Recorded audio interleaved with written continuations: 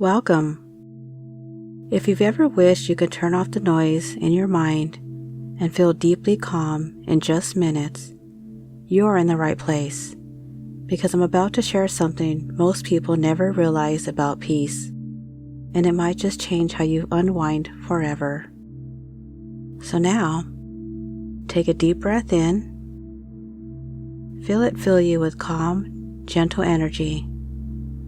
And as you exhale, allow your body to soften, your thoughts to slow, and your mind to open like a peaceful sky. Now, let your mind relax and listen. Where the Orchid Waits, a hypnotic, mysterious story about intuition, beauty, and silent transformation. Once, deep within the greenhouse that time forgot, there grew a single orchid. Quiet, elegant, and unusually still. The greenhouse itself was hidden, tucked far behind crumbling stone walls, beyond tangled ivy and iron gates that no longer opened.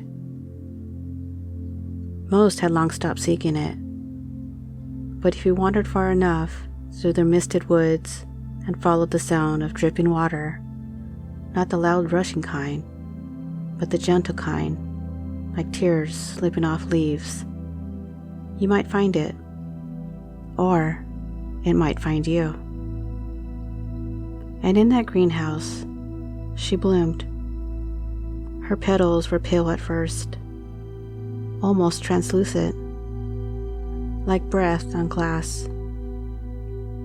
She had no name that anyone knew, but if you stood quietly in her presence, if you waited long enough, you might hear her whisper one, softly, like the memory of something you once loved but forgot.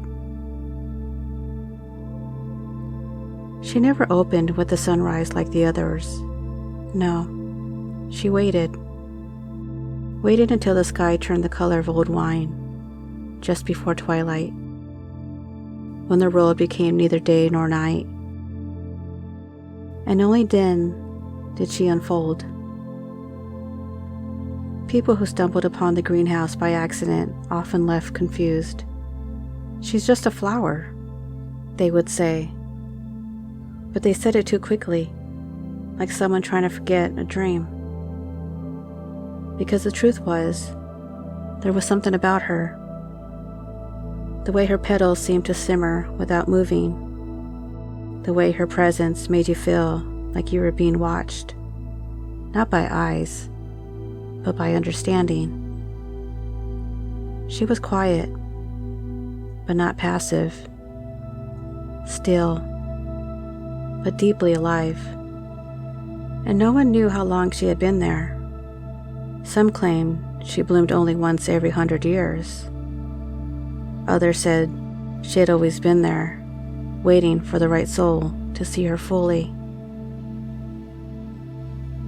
What they did know was this: she had once lived in a meadow, a wild, golden place where the wind ran like laughter through the tall grass. She had bloomed openly then, sun-drenched and carefree. Her roots tangled with the earth, her petals turned upward in full trust. But something had happened. Not a storm exactly. Something quieter, stranger. One day, the wind didn't come. The soil, once warm and soft, grew cold. And the others around her, those who once whispered poems in the breeze, stopped speaking. A shadow passed over the meadow, and in that silence, she felt something unravel. And so, she retreated. Not physically. Flowers do not walk. But she was carried, perhaps by a bird, or a wish, or time itself, to the hidden greenhouse and she chose to stay. Not to hide, but to listen, because something had changed inside her, and now she was waiting. She didn't need attention. She didn't seek praise or speculate. Instead, she opened only for those who moved slowly, who noticed the way the light danced on glass, who touched the air before entering a room. One day, a girl arrived. She wasn't looking for the greenhouse. She was looking for silence. She had been walking for hours, maybe days. She couldn't tell. Her thoughts had become too loud, and the roll too sharp. She found the iron gate, covered in vines, and something inside her whispered, "Here." When she entered the greenhouse, she felt it immediately. That hush. That feeling of being inside a story no one had yet told. And then she saw her, the orchid, unmoving, radiant, mysterious. The girl approached step by step, drawn not by logic, but by something deeper. And when she stood before the orchid, she felt a sound, not outside her, but within. It wasn't a voice, not quite. It was more like a memory, returning. And the orchid opened, one petal at a time, slowly, deliberately, as though she recognized something familiar. A mirror, perhaps. Because this girl, too, had left something behind.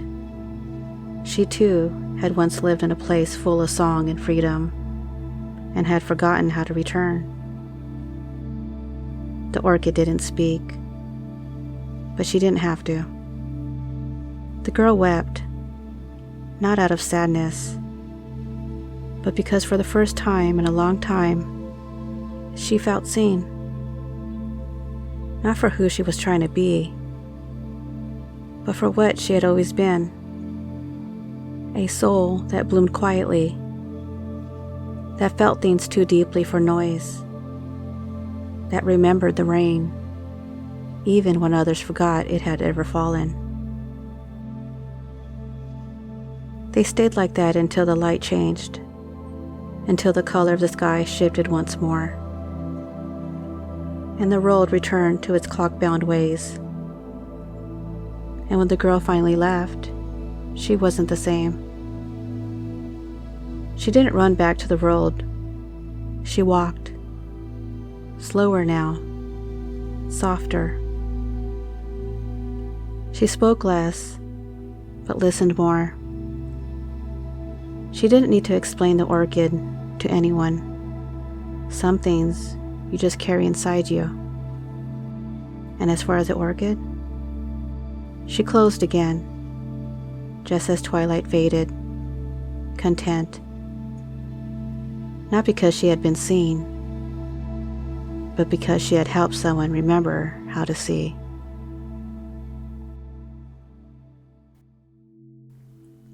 Hypnotic Induction, where the orchid waits.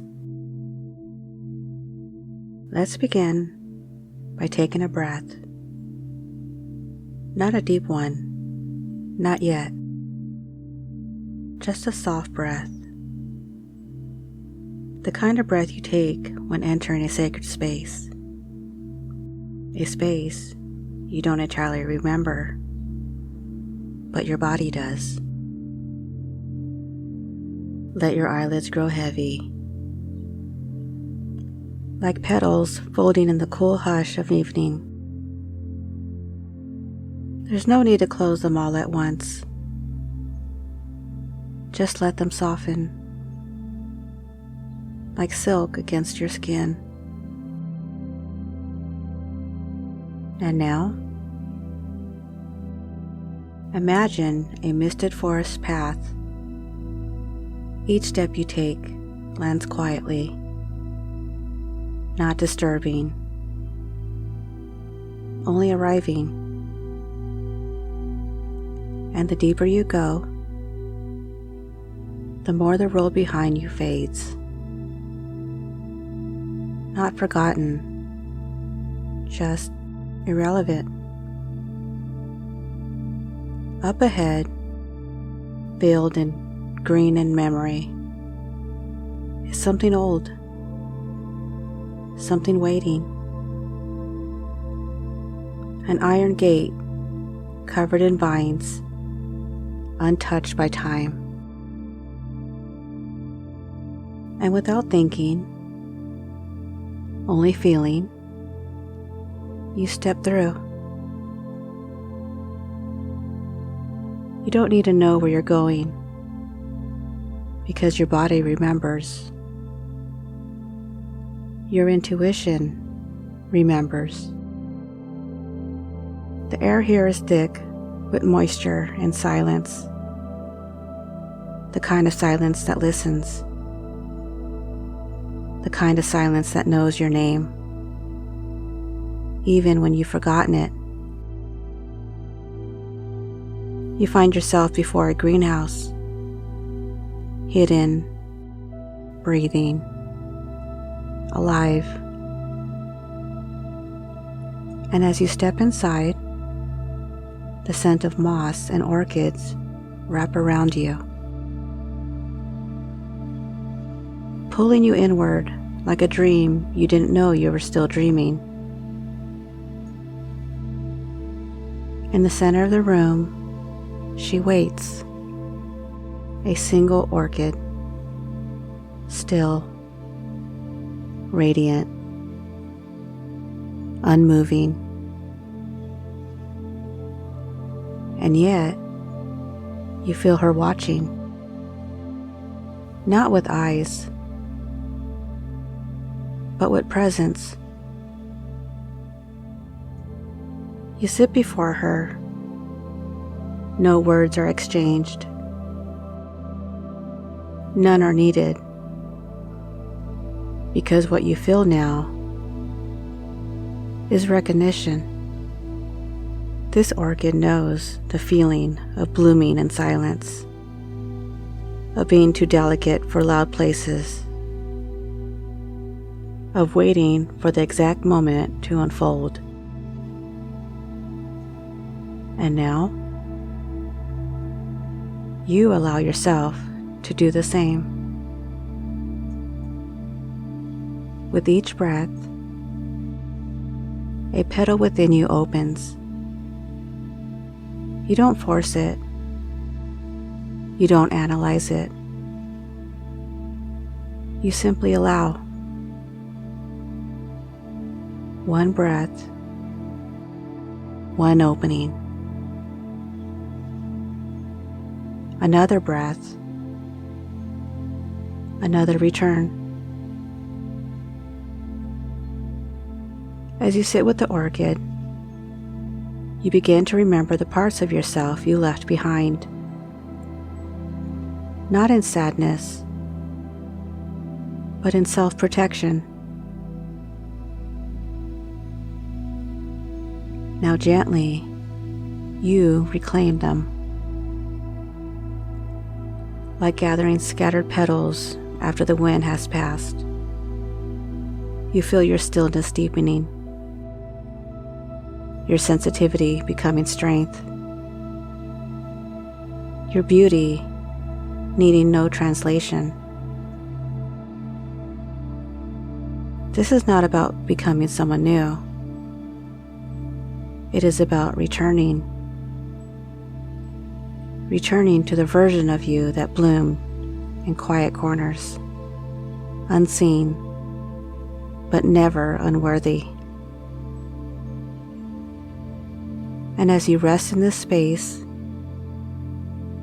let yourself feel what it's like to be understood without explanation, to be loved by yourself. You are the orchid, mysterious, whole, radiant in your rhythm. Now, if you'd like, you can remain here in the greenhouse of your memory as long as you need, or when you're ready, bring that stillness with you back into the world, not as armor, but as truth. One last breath now. Slow, gentle, true. And when you return, you'll bring with you the memory of the orchid who knew how to wait, and the part of you that always knew how to bloom. So the key meanings to the story. Number 1, weight as an emotional armor. Mia's physical weight represents more than just body mass. It's emotional protection. She subconsciously holds onto it as a shield against vulnerability and fear. She shows how our bodies can reflect deeper psychological states. Number 2, secondary gain. A core therapeutic concept. Sometimes we benefit from the very thing we're trying to escape. Mia's comfort with food was a tie to love, warmth, and safety, especially childhood memories with her mother. Letting go meant facing discomfort and loss, even if it was in her best interest. 3, self-compassion over self-judgment. The shift from self-criticism, why can't I lose weight, to compassion, what am I protecting, is transformative. Healing begins when we stop pushing ourselves and start listening with love. 4, healing is an inner journey. True transformation starts from within, not with diets or exercise regimens, but with awareness and emotional truth. Mia's physical change is a result of an emotional release and conscious choice. 5, therapeutic awakening. Lydia, the therapist, represents a mirror and a guide, helping Mia hear the voice she had silenced. Healing often requires safe space, deep listening, and permission to feel. Number 6, letting go is not loss, it's growth. By understanding her reasons for holding on, Mia is empowered to choose a different path. She lets go, not of love or memory, but of the belief that she needs to carry it in her body.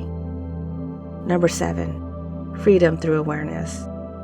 The final realization is liberation. She no longer needs the old story. Freedom comes when we rewrite the narrative, not when we force change from the outside. So again, I want to thank you for listening, and until next time, be well.